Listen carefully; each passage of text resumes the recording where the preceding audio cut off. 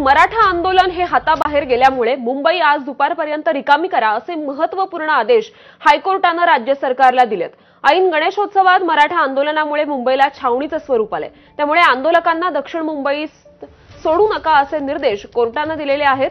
तसंच आझाद मैदान सोडून सीएसएमटी परिसर, मरीन ड्राईव्ह, हुतात्मा चौक आणि दक्षिण मुंबईतील इतर भागातून आंदोलकांना बाहेर काढण्याचे निर्देश कोर्टाने दिलेले आहेत। आंदोलनाबाबत हायकोर्टात सुनावणी पार पडली, त्यावेळी दोन्ही बाजूंनी जोरदार युक्तिवाद करण्यात आला। आंदोलकांनी सर्व नियम पायदळीत उडवल्याचं स्पष्टीकरण राज्य सरकारच्या वतीने महाधिवक्त्यांनी कोर्टात दिलंय। तर त्याचवेळी सरकारने योग्य अंमलबजावणी न केल्याने आंदोलकांचे प्रचंड हाल झालेत असा युक्तिवाद जरांगेंच्या वकिलांनी केलाय। दरम्यान आज दुपारी 1 वाजता पुन्हा सुनावणी होणार असून कोर्टाने राज्य सरकारला दिलेल्या आदेशांचं पालन होतंय की नाही हे पाहणं महत्त्वाचं ठरणार आहे।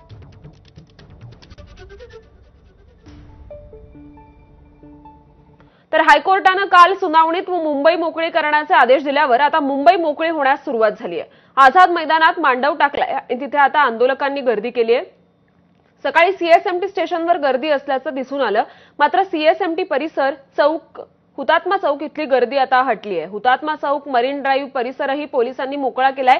इथली पार्क केलेली वाहनं वाशी मार्केट, वाडी बंदरला हलवली आहेत। मुंबईच्या एंट्री पॉइंट्सवरही पोलिसांनी नाकाबंदी केली आहे। दक्षिण मुंबईकडे कुणाला सोडू नका असे हायकोर्टाचे आदेश होते, त्यानंतर पोलिसांनी वाहनांची तपासणी सुरू केली। वाशी टोल नाक्यावरही पोलिसांनी चेकिंग सुरू केले। पोलिसांच्या नाकाबंदीमुळे ठाणे टोल नाक्यावर गर्दी दिसून येते।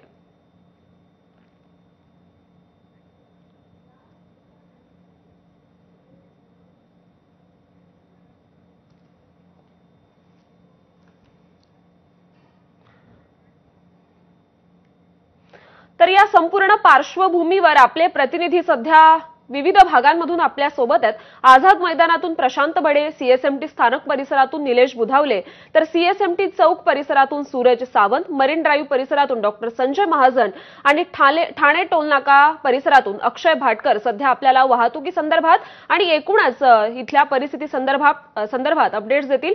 मी सुरुवातीला जाईन आझाद मैदानातून प्रशांत बडे आपल्या सोबत आहेत, त्यांच्याकडे। प्रशांत,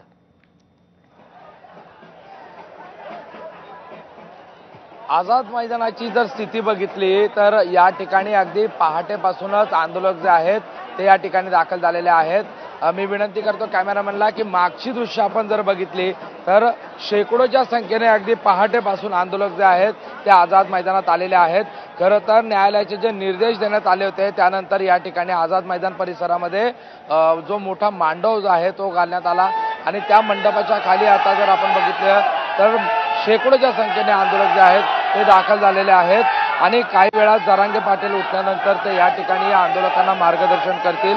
मात्र आताची जर आझाद मैदानातली स्थिती बघितली तर जोरदार घोषणाबाजी जी आहे ती आता या ठिकाणी आझाद मैदान परिसरामध्ये जरांगे पाटील यांच्या समर्थनार्थ करण्यात येत आहे।